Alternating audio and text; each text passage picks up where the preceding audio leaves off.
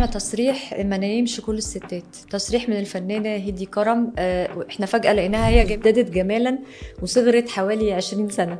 ايه اللي حصل؟ لا، هدي كرم كمان غير انها جميلة، هي من الناس المثقفة واللي عندها ثقة في نفسها تخليها تقول ان انا عملت اجراء تجميلي. تمام. وهي بطريقة شرحها للي عملته، لا هي فاهمة، والدكتور اللي عمل لها فهمها كويس. تمام.